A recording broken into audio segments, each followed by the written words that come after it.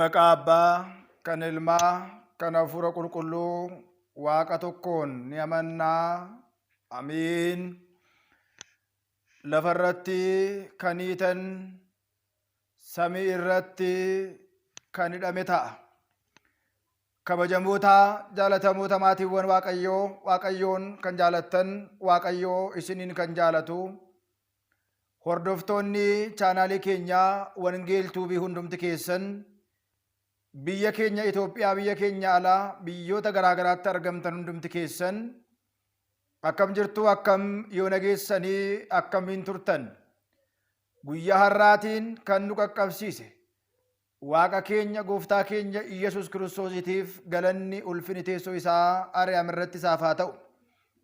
Maqaan haadha keenya qulqulleetti Dubroo Maariyaam, maqaan ergamoota Waaqayyoo, maqaan toloota Waaqayyoo, maqaan wareegamtoota Waaqayyoo, maqaan isaanii kan galatoome, kan ulfaatan nuuf haa ta'ani.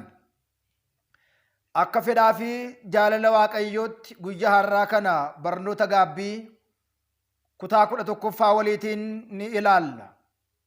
Innis yeroo darbe kutaa 10ffaa irratti nama gaabbii xumurirraati maaltu eegama? Nama gaabbii xumureetiif kadhannaa akkamiitu ta'aa kan jedhu eegallee otoo hin xumuriin addaan kunnee jirra. Guyyaa har'aa kana ammoo yeroo gaabbii xumurru kadhannaan nuuf taasifamu maalidha? Guyyaa har'aa kana Wangeela Maatewos boqonnaa 16, 13 fi Wangeela Maatewos boqonnaa 18, 20 kan jiru waa'ee aangoo hidhuu fi hiikuu, waa'ee fitaazza waldii yookiin immoo waa'ee hiikamuu waliitiin ni ilaalla. Abbooliin keenya, luboonni mana kiristaanaa, abbooliin keenya phaaphaasonni, abbooliin keenya monokosaatonni, abbooliin keenya eepiskooposaatonni yeroo fannoo dhungachiisan nuti harka keenya fannoo taasifannee gadi jennee yaa abbaa keenyaa nu hiikaa ittiin jenna. Lubichi maal jedhaa? Badii kan hin hojjenne, yakki irratti kan hin argamne, akka namaa kan hin dogongorre, akka namaa kan cubbuu hin raawwanne, yakkas badiis cubbuus kan hin qabne, Waaqayyoon si haa hiiku, Waaqayyoon si haa eebbisu jechuudhaan maqaa cuuphaa keenya waameetu nu hiika. Maarree guyyaa har'aa kana manni kiristaanaa fitaazza waldii yookiin immoo kadhannaa hiikkaa kana taasisti. Kadhannaan hiikkaa kun yookiin immoo fitaazza waldiin kun yoom ta'a, yoom kam luboonni nu hiiku jenneetu guyyaa har'aa waliitiin ni ilaalla. Barnoota keenya kutaa 11ffaa chaanaala kanaaf haaraa kan taatan sabiskiraayibii gochuudhaan mallattoo bilbilaa tuqxanii ol irratti akka keessan isin beeksisaa. Warreen immoo miseensa chaanaalii keenyaa taatan viidiyoo kana ilaaluuf yeroo eegaltan, yeroo kaatanitti laayikii gochuu, sheerii yookiin immoo waliif qooduu hin dagatinaa jechuudhaan egaa barnoota keenya kutaa 1 hanga 11ffaa guyyaa har'aatti waa baay'ee gaaffii hedduudhaaf deebii bal'aa itti argattan jenneetu yaadna. Keessumaa gaabbii irratti namoonni baay'een keenya haalaaf adeemsa isaa, kallattii isaa waan hin beekneef gaabbii keenya himachuu hin dandeenyu, gaabbii keenya himachuu hin dandeenyu. Kun immoo rakkoo ta'ee jira waan ta'eedhaaf egaa guyyaa har'aa kana Gooftaan keenya, qorichi keenya Iyesuus Kiristoos ilma Yoonaa Simoon Phexrosiitiin ati kattaadha, kattaa koo irratti qulqulleetti mana kiristaanaa koo nan ijaara, allis oolis si jiiguu hin danda'an, furtuu mootummaa koo siifan kenna, sirrattis qulqulleetti mana kiristaanaa koo nan ijaara. Ati lafa irratti kan hiite fannoo keedhaan, ati lafa irratti kan hiite aangoo keedhaan, ati lafa irratti kan hiite aangoo si kenneetiin samii irrattis immoo hidhamaa ta'aa jedhe. Ati immoo lafa irratti kan hiikte Aangoo hidhuu fi hiikuu sii kenneera. Samii irratti immoo kan hiikame ta'a. Furtuu mootummaa Waaqayyoo kan ittiin namoonni mootummaa koo galan nan kennaafi jedhe. Dhugumatti jechi kun jecha baay'ee guddaadha. Aangoon kun aangoo baay'ee guddaadha.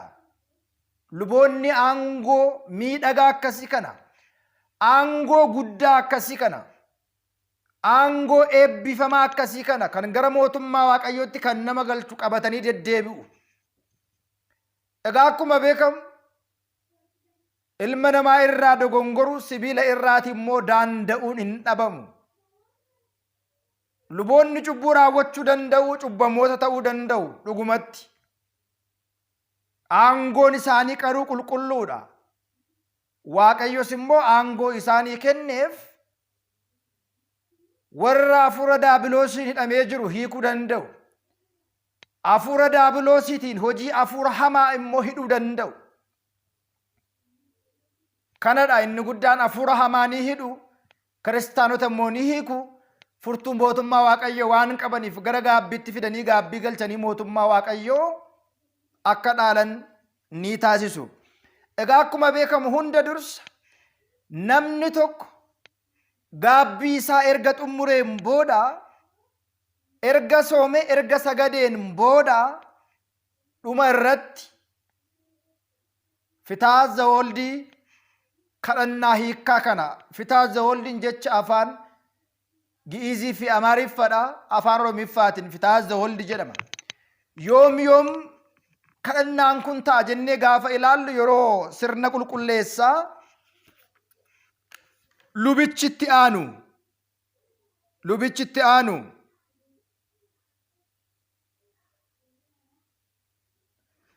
daaqonichi kadhadhaa waa'ee nageenya biyya keenyaatiif jedhee erga inni lubichi ahaadu'aaf jedhee xumureetiin booda erganni abbaan qulqulluudha, ilmi qulqulluudha, hafuurri qulqulluun tokkichi eebbifamaadha jechuudhaan sagadanii daaqonichi kadhannaadhaaf ka'a jedhee erga ajajeetiin booda sanaan booda lubichi immoo lubichitti aanu yookiin immoo nifqi kaahin kan jennu gargaaraan lubichaa lammataa akkana jedha. Kadhannaa hiikamuu ilmarraa argamuu jedha. Yaa gooftaa keenya Iyyasuus Kiristoos ilmi tokkicha jecha Waaqayyo jiraataa fayyisaa kan taate, dhiphina keetiin hidhaa cubbuu keenya irraa, hidhaa cubbuu keenya hundumarraa nurraa balleessitee qulqulloota kan ta'an bartoota kee fi tajaajiltoota kee qulqulloota duratti hafuura kee, hafuura kan itti baafatte hafuura qulqulluu fudhachaa dhiifama isaaf yaa ta'u jettanii cubbuu isaanii ni hafaaf, dhiifamni siif haa hafu kan jettan ittiin hin jenne cubbuun isaa hin hafiniif kan ittiin jetteen. Ammas qulqulloota mana kiristaanaa keetti yeroo hundumaa hojii lubummaa kan hojjetan tajaajiltoota kee qulqulloota keef yaa gooftaa ati aangoo lubummaa kenniteefi lafarratti cubbuun haafu akka jedhaniidhaaf, akka hidhanii fi hidhaa badii hundumaarraa akka hiikaniif kan ittiin jetteen. Ammas nama kan jaalattu yaa gooftaa dabalees arjummaa kee kenniif.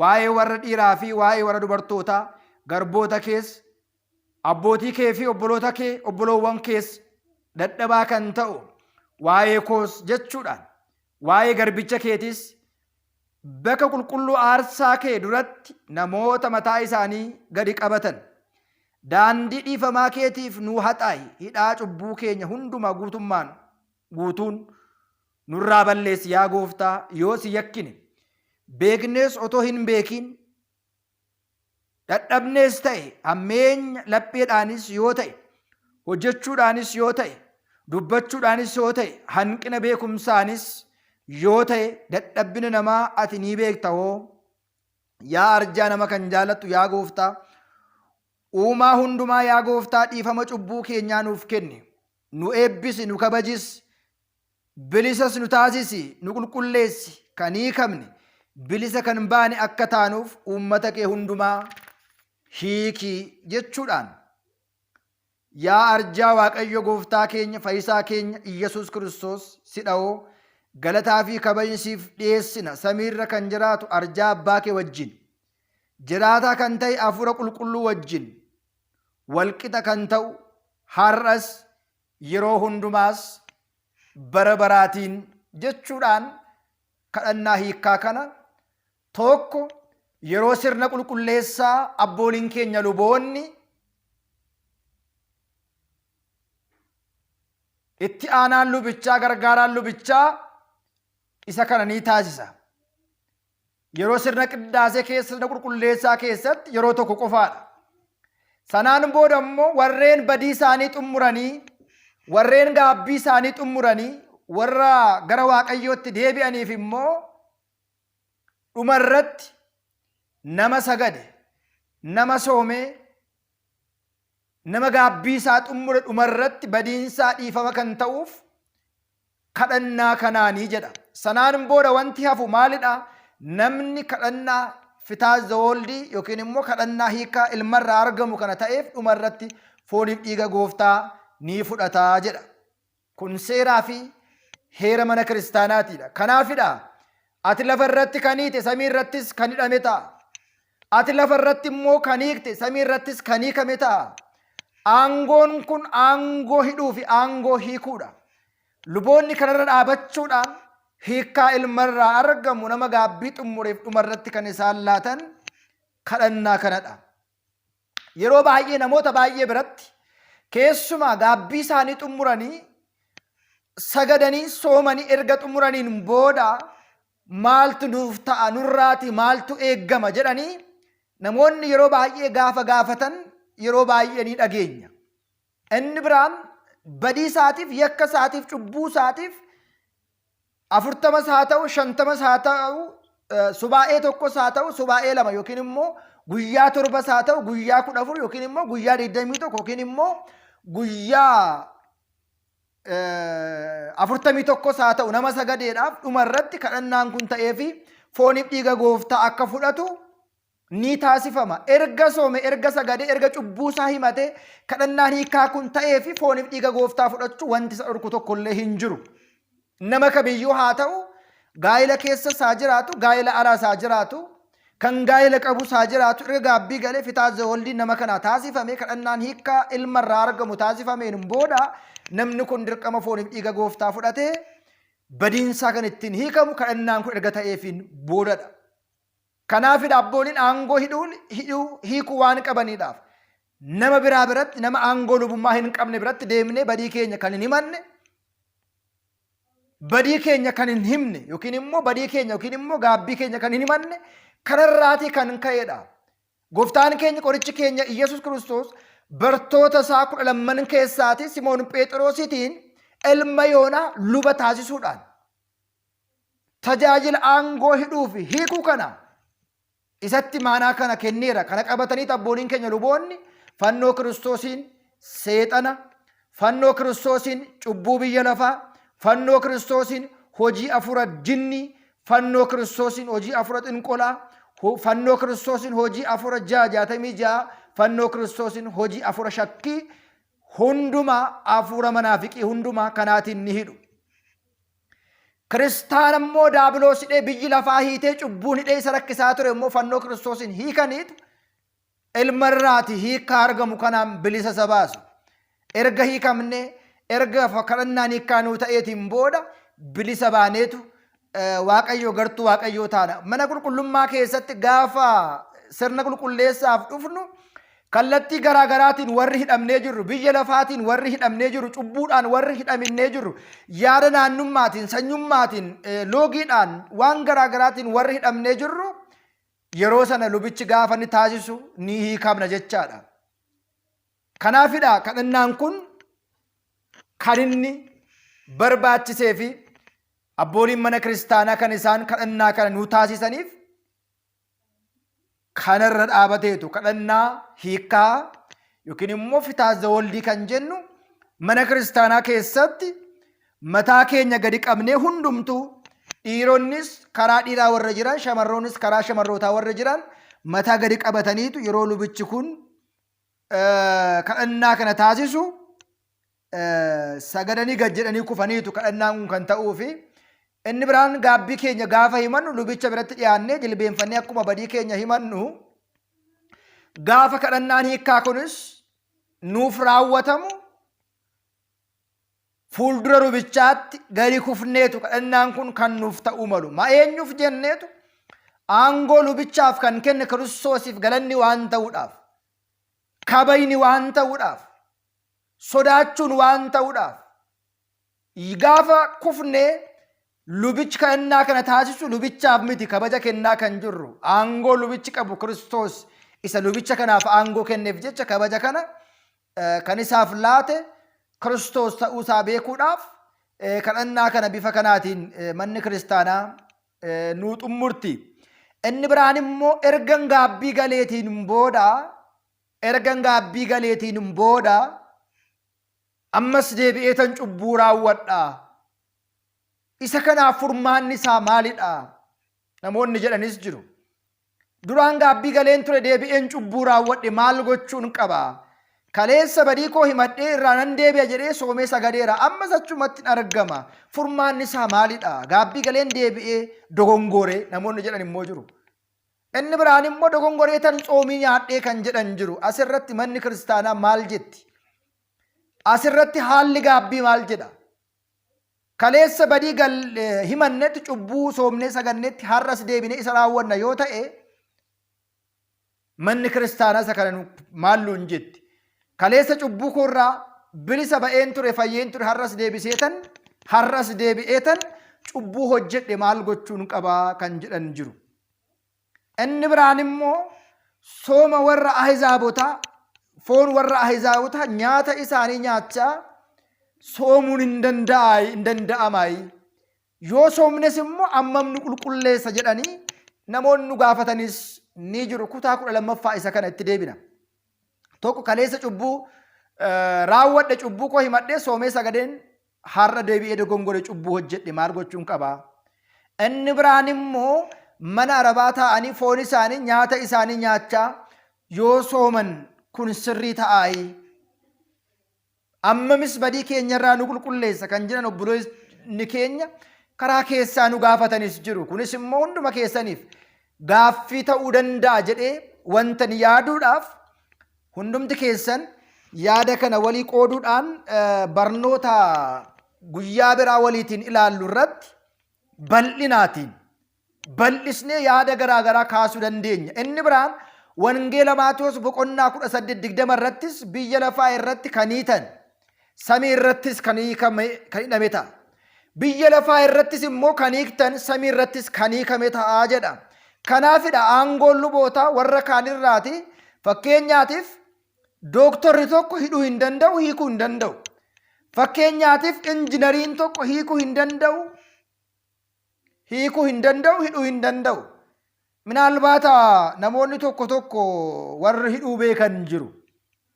Isaan kam jennee gaafa ilaallu warra xonqaayotaa, warra asmaatiidhaan, warra xonoqqolan, warra afuura hamaa, afuura jinnii waamuudhaan qilleensa irrattis, bishaan irrattis, biyyoo irrattis afuura matatii hojjetanii warri hidhan ni jiru. Warri hidhan kun hiikuu hin danda'an. Yoo hidhanis hidhaan isaanii Kiristoosiin hiikama. Kan lubootaa garuu luboonni hidhuus danda'u, hiikuus danda'u. Akkamitti yoo jenne seexana ni hidhu, hidhaa cubbuu ni hidhu, hidhaa cubbuu irraa immoo namoota kiristaanota ni hiiku. Warri xonqaayotaa garuu hidhuu danda'u afuura hamaatiin, hiikuu hin danda'an humna Waaqayyootiin. Kanaafidha qulqullichi Daawit Waaqayyoon warra hidhame ni hiikaa kan inni jedhee dubbate. እግዚአብሔር የታሰሩትን ይፈታል። ሰው ያሰረውን አጋንንት ያሰረውን ጠንቋይ አስጠንቋይ ያሰረውን ክርስቶስ ይፈታል። አፉሪ ሀማ አፉሪ ጥንቆላ አፉሪ ጅኒ አፉሪ መተቲ ከኒደ ክርስቶስ ኒሂካ Aangoon Kiristoos ni hiika. Aangoon lubootaa ni hiika. Kanaafidha kadhannaa hiikaa ilmarraa argamu manni kiristaana kan isheen taasistu. Lubichi bar gaafa fannoo dhungachiisu, lubichi na hiikaa gaafa jedhamu cubbuu kan hin hojjenne Waaqayyoon si haa hiiku jedha malee ani cubbuu hin hojjedheera ani qulqulluudha si hiika jedhee miti. Kana beekaa hundumti keessan. Maal abaluu bar lubichi sun shakkamaadha yookiin immoo cubbuu hojjeteera akkamitti na hiikuu danda'a? Isa miti kan si hiiku bar. Foon isaa miti kan si hiiku bar. Yakka isaa miti kan si hiiku bar. Siin kan si hiiku Kiristoos isaaf aangoo kennedha. Kiristoos isa abboomeedha. Bartoota isaa akkuma abboome hidhuuf hiiku hafuura hamaa akka isaan hidhan hojii hafuura jinnii hunduma akka isaan hiikan aangoo kenneef. Inni biraan hin da'u duuka bu'oota Kiristoosiitiif wangeela Maariqoos boqonnaa 17 kaasnee gaafa ilaallu lakkoofsa 1 kaasnee gaafa ilaallu warra amanan mallattoo kanatu isaaniin hordofa. Qooqa haaraa dubbatu.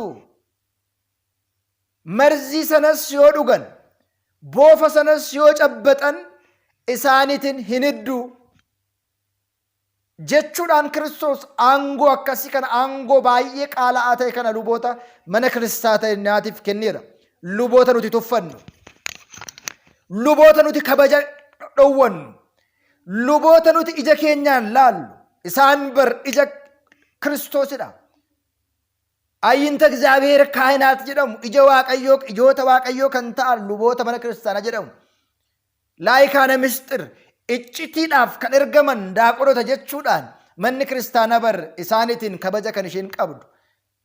Ayyinta እግዚአብሔር አባቶች ካህናት የእግዚአብሔር አይን ijoota Waaqayyoo kan ta'an luboota ergaa mana qulqullummaa keessa kan deddeebi'an daaqonota jechuudhaan manni kiristaanaa kabaja Kiristoos kan ta'e aangoo lubummaa kana kabaja Kiristoos kan ta'e aangoo hidhuuf hiikuu kana manni kiristaanaa bifa kanaatiin adeemsa kanaatiin heera kanaatiin kabajaatiin aangoo kanaatiin luboonni mana kiristaanaa kiristaanota Kiristoosin tajaajilu. Luboonni mana kiristaanaa tokko mana kiristaanaa hin tajaajilu, lama kiristaanota tajaajilu, sadi Kiristoosin galateeffatu. Yeroo sirna qulqulleessaa kiristaanas tajaajilu, mana kiristaanas tajaajilu, ergamni isaa garuu aangoo Kiristoos yookiin immoo aangoo bara baraa kan ta'e ija fooniin laalamee ija fooniin tilmaamamee bira gahamuu kan hin dandeenye jireenya bara baraa kan itti argatamu aangoo lubaati. Isin lafarratti kan hiitan samii irratti kan hidhame ta'a. Isin lafarratti immoo kan hiiktan samii irrattis kan hiikame ta'a jechuudhaan Kiristoos aangoo kana kennuudhaan gaabbii keenya xumurree gaabbii keenya himannee gaabbii keenyaaf soomnee sagannee qannoodhaa yookiin immoo subaayee yookiin immoo sagada keenya erga xumurreetiin booda kadhannaan amma isinii dubbise kun karaa lubichaa yookiin karaa phaaphaasichaa yookiin immoo karaa monooksichaa yookiin immoo karaa eepiskoophosichaa mana kiristaanaatti bakka kadhannaan keenya nuuf xumurametti nuuf kennama. Sanaan booda kadhannaan ta'eef namni kun cuuphamee hiikameetu gara mana isaa gala. Yaada lama kaaseen jira. Sooma yookiin immoo nyaata warra musliimotaa nyaachaa soomuun ni danda'ama yoo cubbuu keenyarraa dhuguma nu qulqulleessaa kan jedhudha. Inni tokkoffaan. Inni lammaffaan immoo yaadan sila sinii kaase gara duubaatti deebitanii qalbeeffachuu ni dandeessu. Kutaa 12 irratti sooma warra musliimotaa nyaachaa yookiin immoo nyaata isaanii nyaachaa dhugaatii isaanii dhugaa qulqullaa'uun hin danda'amaayi kan jedhudha. Inni biraan immoo inni lammataa immoo kaleessa soomee sagadeetan ture ammas deebi'eetan dogongoree namna kana maal gochuun qaba cubbuu akka hin raawwanne kan jedhudha. Yaada kana lamannuu qabadha. Kaleessa soomeera, kaleessa sagadeera, kaleessa badii wal fakkaataa hunduma hojjedhe har'as hojjechaan jira. Kaleessa gaabbiin ture har'a immoo maal gochuun qaba badii koo kaleessa raawwadheef irra deebi'ee barumsa akkamiitu naaf kennama kan jedhu kutaa 12ffaa torbeettaanutti yaada lamman kana bal'isnee kan itti deemnu ta'a. Isinis immoo yaada gaabbii irratti qabdan gaaffii waan isin hin galle yaada akka lafa nuu keessanii Deddeebinee ammas namoonni baay'een keessan nu gaafachaa jirtu. Namni tokko jalqaba maal gochuu qaba hin murteessa. Erga murteesseen booda gara abbaa gaabbii dhaqee waliigaltee abbummaa mucummaa mallatteessa. Waliigaltee abbummaaf mucummaa erga mallatteesseen booda barumsa gaabbii barataa. Barumsa gaabbii erga xumureen booda waan isaan galle gaafata. Barumsa kana irratti immoo gaaffiin hundumtu erga isaan galeef immoo maal godha? Haala himannaa badiisaa abboommii kurnan jechoota wangeelaa jahaan irra dhaabate. Kanaaf kan kana fakkaatan badii raawwate hunduma baaseetu qophaa'ee dhaqaa. Sanaan booda cubbuusaa erga himateen booda soomni saganni isa madaalu cubbuusaa madaalu ni kennamaaf jennee dubbanneetu. Namoonni baay'een garuu barumsa xumureera maalan godha duubatti deebi'anii kutaa tokkoffaa, kutaa lammaffaa, kutaa sadaffaa kan nu gaafatan jiru. Irra deddeebitanii duubarra kan jiru barnoota kana duubarra qulleessaa yoo dhufuu baattan callistanii gara viidiyoo kanaa dhuftanii laayikii gochuudhaan tokkichuma bantanii bahuudhaan deemtu yoo ta'e wanti isin asirraa argattan hin jiru. Tasgabbooftanii yaadannoo qabattanii kan isin hin galle immoo gadi fageenyaan gaafattanii yoo barattan malee callistanii laayikii gochuu, callistanii sheerii gochuu, callistanii tokkichuma seentanii ba'uun biyaansi nam tokko baay'atee baay'oo akkam xiqqaate daqiiqaa 5 ol viidiyoo bane tokko laaluu qaba nama kanan fayyada jedhee yoo yaadu. Wocha horiin nama tokko sa'aatiin nama kana haa guddatuuf jennee yaadna yoo ta'e gallee laayikii gochuu qofaa miti, gallee sheerii gochuu qofaa miti. Biyaansi hojii nutti baay'ata yoo ta'e hojii keenya hojjechaa bannee lafa keenya deemuu dandeenya. Irra caalaa obboloonni keenya biyya Arabaa jirtan wanti isinitti himnu barumsa kana bantanii kaatanii yuutuubii bantanii lafa jiruu keessanii gurraan qofa dhaggeeffachaa ijaan laaluun dirqama isinirra hin jiraatu. Lafa keessanii deemuu dandeessu. Viidiyoo tokko gaafa argattan daqiiqaa 20 haasaayyuu dhaggeeffachuu dandeenya waan ta'eedhaaf otoo bifa kanaan deemne sa'aatiin keenyas nu guddata, nutis hin jajjabaanna, isinis ni jajjabaattu. Yeroo dhufutti cubbuun kaleessa galetti har'as cubbuu hojjedhe maal gochuun qaba? Gorsa kamiif naa kennama? Nyaata isaanii nyaata warra ahizaabotaa yookiin musliimotaa nyaachaa soomuun sagaluu hin danda'ama, nu qulqulleessuu danda'a yaada jedhu immoo kutaa 12ffaa yeroo dhuftu waliitiin ni ilaalla. Kan nu barsiise kan nu gorse waaqa abboolii keenyaaf galanni ulfinni teessoo isaa aariyaa miratti isaaf haa ta'u. Waan nu dhaggeeffataniif guddaa galatooma. Eebbi ilma dubroo maariyaam eegumsi ergamootaa dhiifamni gooftaa keenya isin faana haa ta'u. Horaa bulaa deebanaa waaqayyoon isin faana haa ta'u.